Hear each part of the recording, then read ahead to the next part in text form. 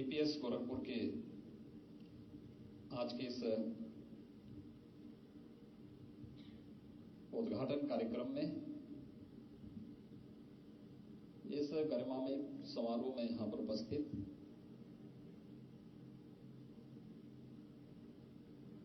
इलाहाबाद उच्च न्यायालय के और दिल्ली उच्च न्यायालय के माननीय न्यायमूर्तिगण, न्यायमूर्ति सीटी सिंह जी, दिल्ली उच्च न्यायालय, न्यायमूर्ति संगीता चंद्रा जी, लखनऊ उच्च न्यायालय, न्यायमूर्ति बीआर सिंह, लखनऊ उच्च न्यायालय, न्यायमूर्ति कौंडेश सिंह पवार, लखनऊ उच्च न्यायालय, न्यायमूर्ति सौरभ लावनिया जी, लखनऊ उच्च न्यायालय, न्यायमूर्ति विवेक कुमार सिंह जी, प्रयागराज उच्च न्यायालय, न्यायमूर्ति साधना रानी ठाकुर जी, प्रयागराज उच्च न्यायालय और न्यायमूर्ति राहुल चतुर्वेदी जी, इलाहाबाद उच्च न्यायालय प्रयागराज। समारोह में विशिष्ट अतिथि के रूप में उपस्थित गोरखपुर के लोकप्रिय माननीय सांसद श्री रविकिशन शुक्ला जी, क्षेत्रीय विधायक श्री फतेह बहादुर सिंह जी, हमारे माननीय विधायकगण श्री प्रदीप शुक्ला जी, श्री राजेश त्रिपाठी जी, श्री हर्ष वाजपेयी जी, गोरखपुर की जिला पंचायत के अध्यक्ष श्रीमती साधना सिंह जी,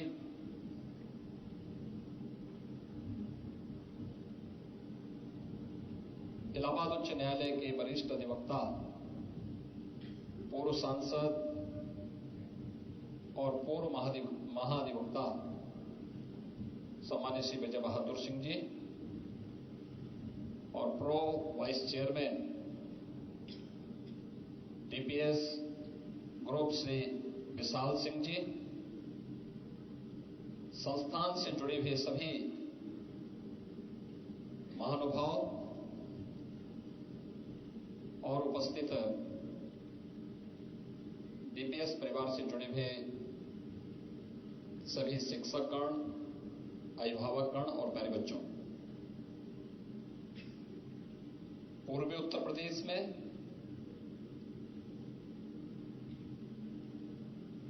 महायोगी बाबा गोरखनाथ के इस पावन धाम में डीपीएस जैसे शिक्षा के क्षेत्र के एक अभिनव ब्रांड को लेकर के विशाल सिंह जी आज यहां आए हैं। मैं इस अवसर पर उपस्थित सभी माननीय न्यायमूर्तियों का, सभी सम्मानित अतिथियों का, श्री विजय बहादुर सिंह जी का और उनके सभी मित्रों और शुभचिंतकों का गोरखपुर वासियों की ओर से हृदय से अभिनंदन करता हूं, उनका स्वागत करता हूं। राज्य शासन की ओर से उन्हें धन्यवाद देता हूं कि उन्होंने अपने व्यक्तिगत जो उनका अधिवक्ता का एक पेशा था उससे अलग हटकर के अपने पुत्र को शिक्षा के और समाज सेवा के एक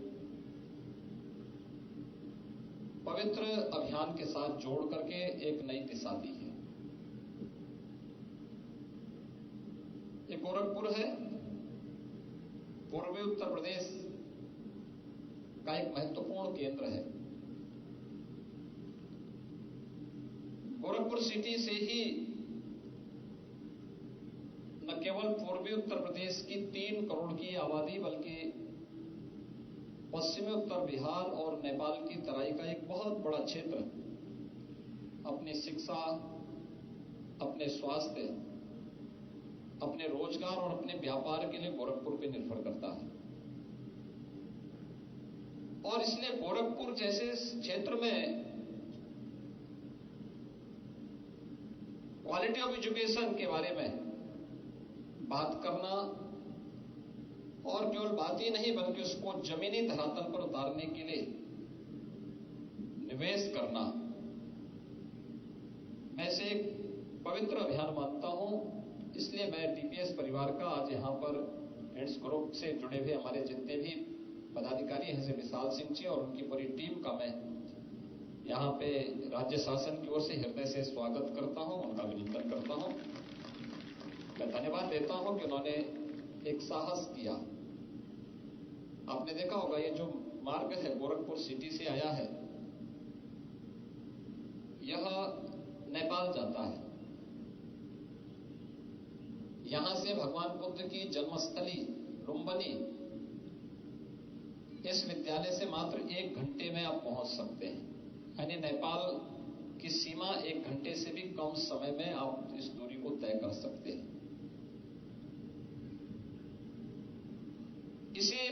इसी डीपीएस की जो ब्रांच यहां गोरखपुर में स्थापित हुई है, इसी से सट करके एक 4 लेन का गोरखपुर का रिंग रोड बनने जा रहा है, बाईपास बनने जा रहा है, जो कुशीनगर को गोरखपुर से जोड़ेगा, इस मार्ग से जोड़ेगा और यहां से कुशीनगर की दूरी मात्र आधे घंटे में आने वाले समय में पूरी की जा सकती है।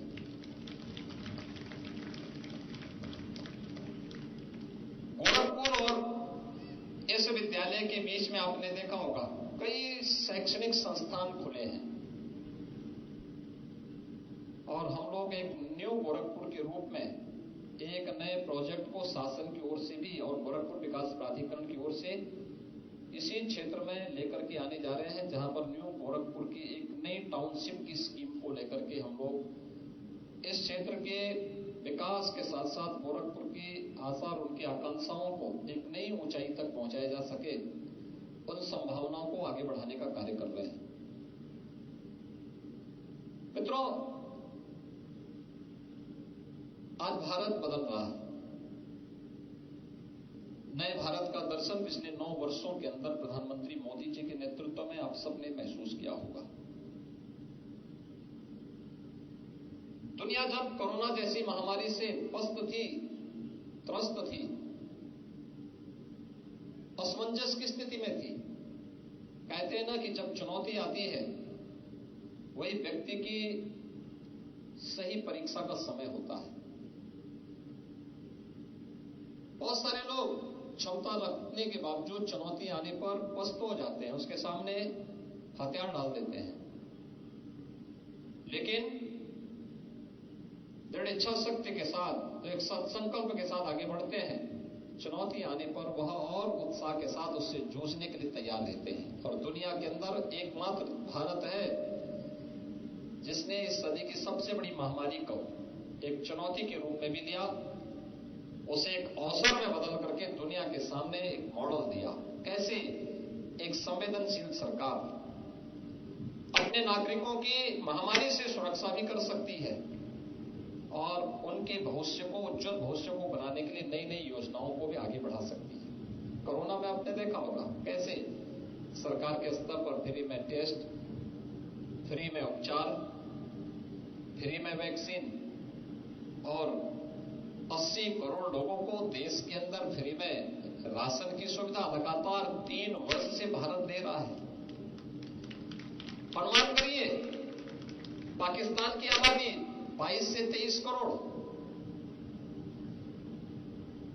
एक रोटी के टुकड़े के लिए लाले पड़ रहे हैं और भारत 80 करोड़ लोगों को 3 वर्ष से फ्री में राशन की सुविधा दे रहा है। पहली बार कोई महामारी आई है जिस महामारी ने महामारी को नियंत्रित करने के लिए वैक्सीन भारत ने बनाया है। यह वैक्सीन हमारे लिए महत्वपूर्ण इसलिए भी है क्योंकि आप जिस क्षेत्र में बैठे हैं आज, यहां पर जिस कार्यक्रम में हमारे माननीय न्यायमूर्तिगण, माननीय जनप्रतिनिधिगण, मान्य जो महानुभाव आज यहां पर आए हैं, या हमारी जो भावी पीढ़ी है वे उपस्थित हैं, उन्हें इस बात को समझना होगा। यहां पर एक बीमारी थी इंसेफ्लाइटिस की। इंसेफ्लाइटिस की बीमारी 1977-78 में एकाएक इस क्षेत्र में उभरी थी। इसका जो वायरस था वो जापानी इंसेफ्लाइटिस के रूप में, जेई के रूप में उसको चिन्हित किया था।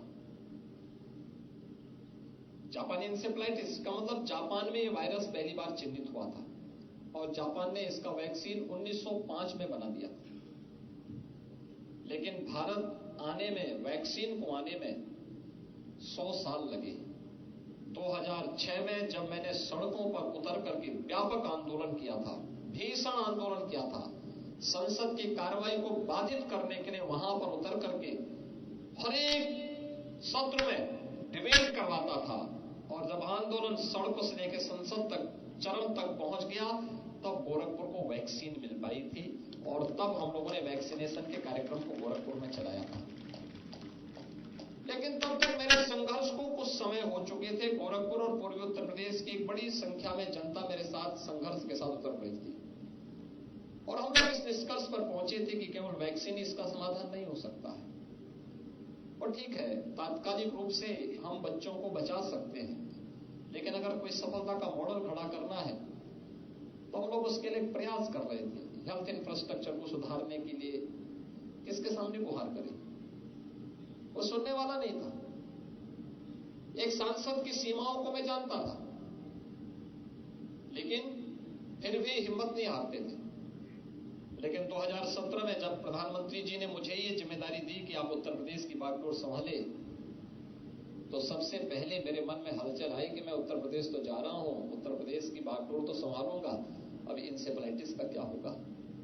अब तक तो मैं आंदोलन करके शेष जिम्मेदारियों से मुक्त हो जाता था, अब तो ये मेरे ऊपर ही आ गया है। लेकिन मैंने पहली बैठक की और मैं इस बात को मानता था, लगातार 20 वर्षों से जिस लड़ाई को मैं लड़ रहा था, मैं इस निष्कर्ष पर पहुंचा था कि इस बीमारी का उपचार केवल उपचार ही मात्र साधन नहीं, इसके उन्मूलन के लिए मुझे विभिन्न विभागों में एक अंतर विभागीय समन्वय के माध्यम से इसके उन्मूलन की दिशा में प्रयास करना चाहिए। अब उपचार नहीं है, अब इसको समाप्त हमेशा के लिए करना है।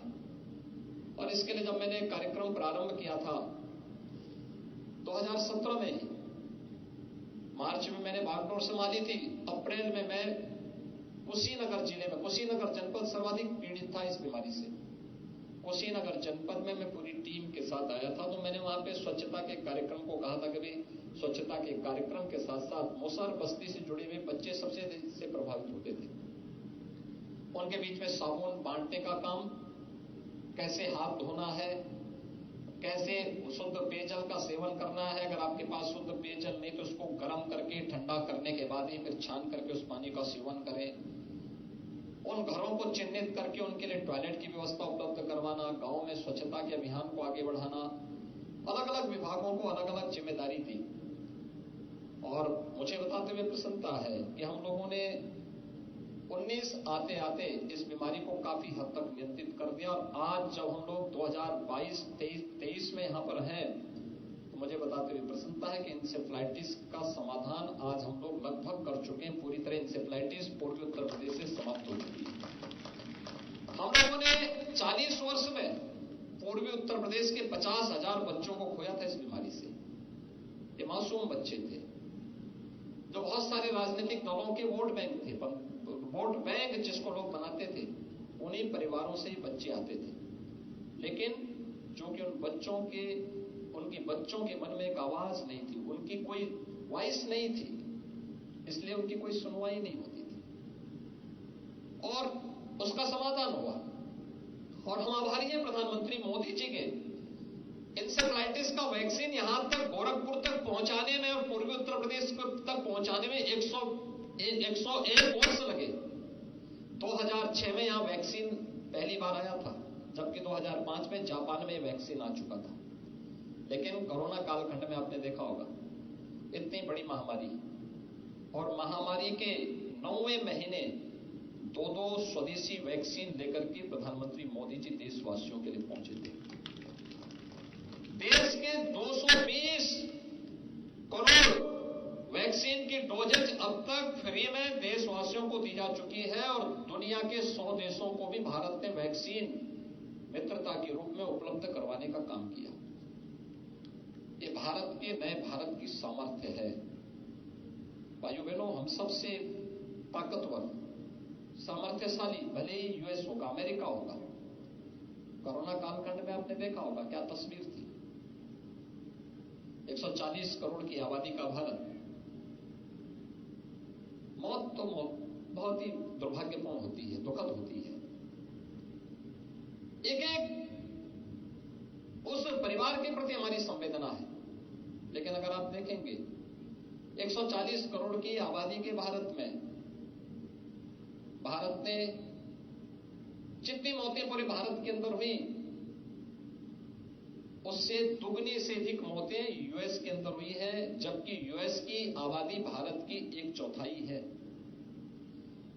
हेल्थ इंफ्रास्ट्रक्चर ही नहीं, सरकार की इच्छा शक्ति, उनकी लीडरशिप इस रूप में कार्य कर रही है, यह भी इस पर निर्भर करता है।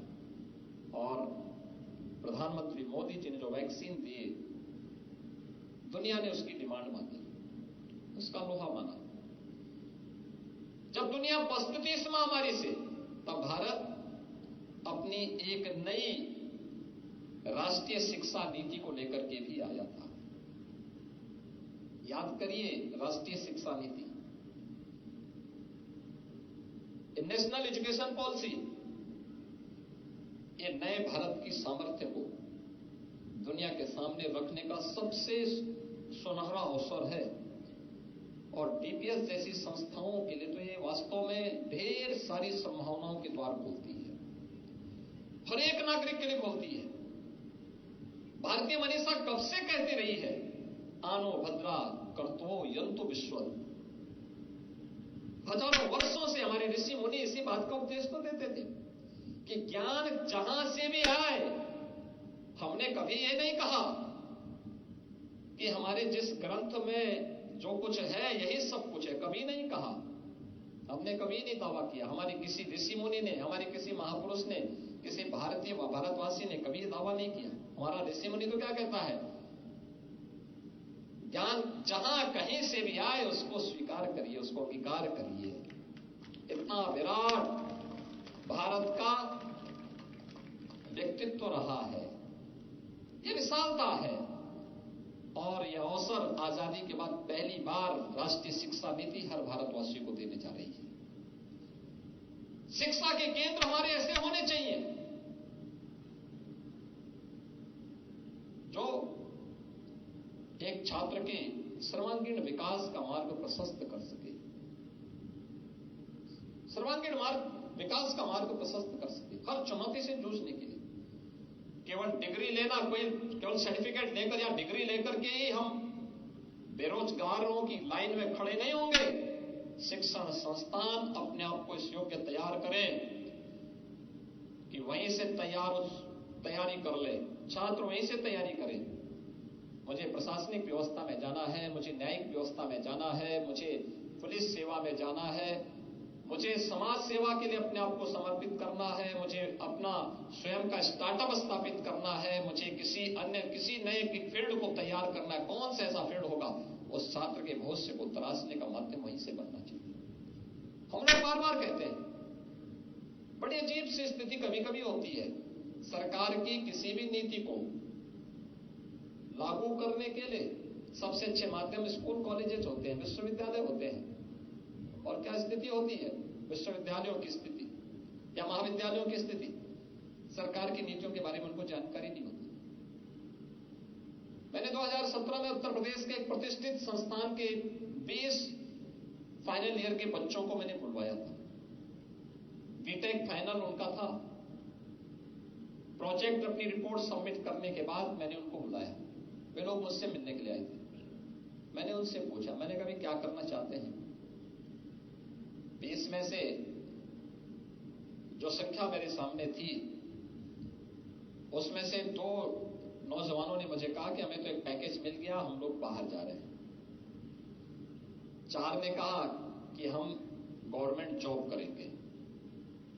और बाकी 14 जो बचे थे, उन 14 से मैंने पूछा तो उसमें से 2 ने कहा कि हमारा पारिवारिक व्यवसाय है, उस व्यवसाय के साथ हम जुड़ेंगे। अब 12 बज गए थे। उन 12 से मैंने पूछा आप क्या करना चाहते हैं। ज्यादातर ने कहा कि साहब हमने प्रोजेक्ट इसमें अपना सबमिट किया है, इसमें अपना स्टार्टअप स्थापित करना चाहते हैं। तो मैंने कहा समस्या क्या है? उन्होंने कहा समस्या ये है कि हमारे पास पूंजी का अभाव है। तो मैंने कहा पूंजी के अभाव में आप अपना स्टार्टअप स्थापित नहीं कर पाएंगे। कहा नहीं, पहले कुछ नौकरी करेंगे, पैसा कमाएंगे तब। लेकिन मैंने कहा अगर आपके पास अनुभव है, इच्छा शक्ति है, तो सरकार के भी तो तमाम ऐसे कार्यक्रम हैं जिसके माध्यम से आप अपना स्टार्टअप स्थापित कर सकते हैं। मैंने कहा आपको प्रधानमंत्री मुद्रा योजना के बारे में सुना है आपने? उन्होंने कहा नहीं। मैंने कहा प्रधानमंत्री जी के स्टार्टअप की स्कीम को आपने, पीएम स्टार्टअप की स्कीम को सुना है? कहा नहीं। मैंने कहा मुख्यमंत्री युवा स्वरोजगार योजना के बारे में आपने सुना है? कहा नहीं। मैंने कहा उत्तर प्रदेश में वन डिस्ट्रिक्ट वन प्रोडक्ट की जो अभिनव योजना हमने प्रारंभ की है, क्या इसके बारे में आपको जानकारी है? उन्होंने कहा नहीं। तो मैंने फिर उसका लिटरेचर मंगा करके उनको उपलब्ध कराया। मैंने कहा आप लेके जाइए, इसको देखिए, बैंक आपका इंतजार कर रहा है, आपको कहीं जाने की आवश्यकता नहीं, आप जाइए, बैंक आपको पैसा उपलब्ध करवाएगा, आप अपना स्टार्टअप स्थापित करिए। अगर हम उन सभी छात्रों को शासन की एक एक योजना के बारे में भी जानकारी देते हुए आगे बढ़ेंगे, जीवन के किस क्षेत्र में क्या हो रहा है इसके बारे में बताएंगे, मुझे लगता है उसको उसके बाद इंतजार नहीं करना पड़ेगा, वो स्वयं अपना रास्ता ढूंढ लेगा। उसके लिए फिर कहीं किसी के सामने हाथ फैलाने की आवश्यकता नहीं पड़ेगी। शासन की योजनाओं को जिन युवाओं के लिए है, उन युवाओं के बारे में कोरोना कालखंड में मेरे सामने आया कि साहब हम परीक्षा नहीं करा पाएंगे, बच्चों को प्रमोशन दे दीजिए, एक क्लास से दूसरी। पहले साल तो हुआ, हमने कहा दे दो, कोरोना है दे दो। दूसरी बार आया तो मैंने कहा भी देखो सबको प्रमोशन देंगे, लेकिन टेक्निकल और मेडिकल के छात्रों को नहीं देंगे, इनकी परीक्षाएं कराओ। तो कहा कैसे परीक्षाएं होंगी? मैंने कहा ऑनलाइन करवा दो। तो लगभग सभी ने हाथ अपने हथियार डाल दिए थे, कहा साहब नहीं हो पाएगा। मैंने कहा हो जाएगा। तो मैंने गोरखपुर के मदन मोहन मालवीय प्रौद्योगिकी विश्वविद्यालय के वीसी को बुला के कहा, मैंने कहा आप अपने यहां ऑनलाइन एग्जाम करवाइए। उन्होंने कहा कि हो सकता है सभी छात्रों के पास लैपटॉप न हो। मैंने कहा स्टूडेंट वेलफेयर फंड है ना, इससे आप लैपटॉप खरीदिए और उन बच्चों को उपलब्ध करवाइए, लेकिन ऑनलाइन एग्जाम होंगे, प्रमोट नहीं करेंगे, किसी बच्चे को प्रमोट नहीं करने वाले। आप एग्जाम करवाइए और एग्जाम कराने के बाद तब जाकर के फिर रिजल्ट घोषित करके उनको आगे बढ़ाइए। फिर हम लोगों ने हर एक संस्थान से कहा जितना भी स्टूडेंट वेलफेयर फंड है इसका उपयोग बच्चों के लिए लैपटॉप और टैबलेट खरीदने के लिए उपयोग कर दीजिए। और आज जब मुझे लगा कि इस इच्छा शक्ति का अभाव बहुत सारे क्षेत्रों में है, तो फिर हमने स्वयं तय किया कि हम राज्य की ओर से हर स्नातक और प्रास्नातक छात्र को टैबलेट स्मार्टफोन सरकार की तरफ से उपलब्ध करवाएंगे और सरकार की सभी पॉलिसीज को उसके साथ जोड़ते हुए निकलेंगे। क्या प्रोग्राम है उन सब के साथ जोड़ेंगे उन बच्चों को। आज जो बच्चे जब टैबलेट पाते हैं तो ऐसे लगता है जैसे उनके जीवन में एक नया परिवर्तन आया है। और टैबलेट उनके लिए एक डिजिटल लाइब्रेरी का काम भी कर सकती है, देश और दुनिया के से जुड़ने का भी एक माध्यम बन सकता है। और डीबीटी यानी आज टेक्नोलॉजी भ्रष्टाचार पर प्रहार का सबसे अच्छा माध्यम बन सकता है, लेकिन टेक्नोलॉजी की दिशा किस रूप में होनी चाहिए ये हम सबको तय करनी होगी। हम टेक्नोलॉजी के दास न बने, बल्कि टेक्नोलॉजी के अपने रूप लोक कल्याण का और राष्ट्र कल्याण का माध्यम उसे बनाए, तो और भी अच्छा हो सकता है। हमें राष्ट्रीय शिक्षा नीति तमाम अवसर देने जा रही है और मेरा मानना है टीपीएस जैसे संस्थानों में निवेश करना यह भविष्य की एक बेहतर सोच है। मैं विशाल सिंह जी को और उनकी पूरी टीम को धन्यवाद दूंगा कि उन्होंने आज यहां पर गोरखपुर के साथ साथ कुशीनगर में, महाराजगंज में और सिद्धार्थनगर जनपद में भी टीपीएस के संस्थान खोलने की आज यहां पर इच्छा व्यक्त की है। और मैं उनको बताना चाहता हूं कि वहां पर ढेर सारे अवसर इसलिए भी मिलेंगे ये तीनों हमारे बॉर्डर के जनपद हैं। कुशीनगर बिहार बॉर्डर से जुड़ता है, महाराजगंज और सिद्धार्थनगर नेपाल बॉर्डर से जुड़ता है। हमने पहले ही प्रशासन से इसके बारे में कहा है कि बॉर्डर के साथ हमारा संवाद बेहतर होना चाहिए। इसलिए होना चाहिए, एक, वहां की गतिविधियों के बारे में हमारी बहुत बारीक नजर होनी चाहिए, सुरक्षा के लिहाज से भी और संबंधों के लिहाज से भी बहुत संवेदनशील व्यवहार हमारा वहां दिखना चाहिए। और वहां पर कुछ ऐसे संस्थान हम बनाएं जिससे वहां पे कुछ एक्टिविटीज बढ़े, अच्छे शिक्षण संस्थान बने, अच्छे हॉस्पिटल्स आए, अच्छे वहां पर अच्छी मार्केट बने, अच्छे मॉल बने, अच्छे वहां पर मंडियां बनी। ये सभी कार्यक्रम चल रहे हैं और उसके क्लस्टर विकसित करने की कार्रवाई हम लोग नेपाल बॉर्डर से 20 किलोमीटर अंदर कर रहे हैं।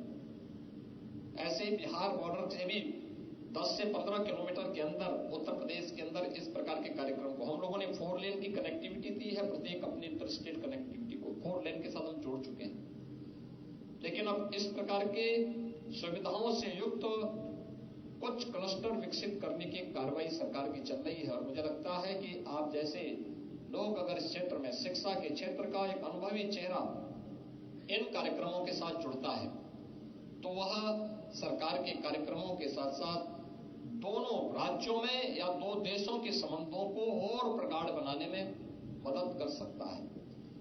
लेकिन जब हम शिक्षा के साथ अपना संवाद बना रहे हैं, हमें ध्यान रखना होगा शिक्षा क्वालिटी के साथ तो हो, लेकिन अपने कल्चर से वह संबंध न टूटे, अपने संस्कारों से वंचित न रहे, अपनी परंपरा, अपनी संस्कृति, अपनी राष्ट्रीयता को अपने जीवन पथ का ध्येय मानते हुए अगर हम आगे बढ़ते हैं तो ये शिक्षा सार्थक होगी संस्थान के लिए, समाज के लिए और राष्ट्र के लिए। और यह हर भारतवासी का कर्तव्य होना चाहिए। आज आपने यहां पर डीपीएस के बेहतरीन कैंपस को गोरखपुर और पूर्वी उत्तर प्रदेश वासियों को उपलब्ध कराया है। मैं डीपीएस के आपके प्रयागराज कैंपस में गया था, कई बार मुझे वहां लैंड करने का अवसर प्राप्त हुआ। और आज मुझे यहां पर स्वयं गोरखपुर में, मैं यहां से अक्सर जाता था, मैं देखता था कि भाई ये कौन बना रहा है। तो मुझे अचानक एक दिन पता लगा कि विजय बहादुर सिंह जी ने, हम दोनों संसद में साथ साथ सांसद के रूप में भी कार्य किए और प्रदेश के महाधिवक्ता के रूप में जब वो कार्य कर रहे थे उस समय भी मुझे उनके साथ कई बार संवाद बनाने का अवसर प्राप्त हुआ था। तो मैंने देखा कि यद्यपि उनका जन्म बुंदेलखंड में हुआ है, बुंदेलखंड से वे प्रयागराज में आए, प्रैक्टिस किया, एक अच्छे अधिवक्ता के रूप में उन्होंने नाम भी कमाया और नाम के साथ साथ दाम भी कमाया है। ये दोनों उनके साथ साथ चले हैं। अक्सर होता है कि शिक्षा और यानी सरस्वती और लक्ष्मी में थोड़ा मतभेद ही होता है, लेकिन यहां पर तो मुझे लगता है कि दोनों उनके साथ साथ चल रहे हैं, दोनों को समन्वय बनाते हुए आगे बढ़े हैं। तो मुझे बताया गया कि भाई ये तो पूर्व महाधिवक्ता और पूर्व सांसद, जब पूर्व महाधिवक्ता के द्वारा ये विद्यालय बनाया जा रहा, तो मैंने कहा तो हमारे साथ सांसद भी थे। संजोग से एक दिन मेरी मुलाकात ही हो गई, तो उन्होंने कहा कि हम गोरखपुर में एक संस्थान बना रहे हैं। मैंने कहा मैं देखा हूं, और संजोग से मुझे ही आज इसके उद्घाटन में भी आना पड़ा। विशाल सिंह जी ने मुझे आमंत्रित किया, विजय बहादुर सिंह जी ने नहीं आमंत्रित किए थे, उन्होंने मुझे सूचना दी थी केवल, लेकिन उन्होंने मुझे आमंत्रित किया। आज मैं यहां पर आपके बीच में हूं। मैं इस अवसर पर बहुत मुझे प्रसन्नता हुई कि आप लोगों ने इस जमीनी धरातल के बीच में क्या कुछ हो रहा है, यह हमारे माननीय न्यायमूर्तियों को भी विजिट कराने का एक प्रयास किया है। अक्सर होता है कि क्षेत्र अपनी न्यायिक व्यस्तता के नाते समाज से एक प्रकार से कटा सा रह जाता है, और जब हम उन्हें इस प्रकार के कार्यक्रम में लेकर के जाते हैं तो उनकी प्रेरणा समाज को एक नई दिशा दे सकती है, आगे बढ़ा सकती है। समाज के साथ उनका संवाद समाज के लिए एक नई प्रेरणा होती है। और वे सभी आज यहां पर आए हैं। आज न्यायिक कार्य बंद होने के नाते वे आज यहां गोरखपुर में है। मैं उनका एक बार हृदय से अभिनंदन करता हूं, स्वागत करता हूं। और मुझे प्रसन्नता है कि यहां की समृद्ध परंपरा और संस्कृति को उनको नजदीक से देखने का अवसर प्राप्त हुआ होगा और विकास की एक नई आभा प्रयागराज से या लखनऊ से गोरखपुर आते हुए गोरखपुर और उसके आसपास के विकास और अन्य क्षेत्रों में भी किस प्रकार से विकास की एक नई छटपटाहट लोगों के मन में है, यह नए भारत के एक नए उत्तर प्रदेश को नजदीक से देखने का अवसर भी आप सभी महानुभावों को प्राप्त हुआ होगा। मैं इस अवसर पर एक बार फिर से विशाल सिंह जी को और डीपीएस परिवार को गोरखपुर में संस्थान खोलने के लिए हृदय से धन्यवाद देते हुए विश्वास करता हूं कि संस्थान शिक्षा और संस्कारों के साथ साथ राष्ट्रीयता का एक प्रमुख केंद्र बनकर के उभरेगा और पूर्वी उत्तर प्रदेश के साथ साथ गोरखपुर को अपनी शिक्षा का महत्वपूर्ण केंद्र मानने वाले उन सभी लोगों के विश्वास पर खरा उतरेगा। आप सबके प्रति मेरी शुभकामनाएं। धन्यवाद। जय हिंद।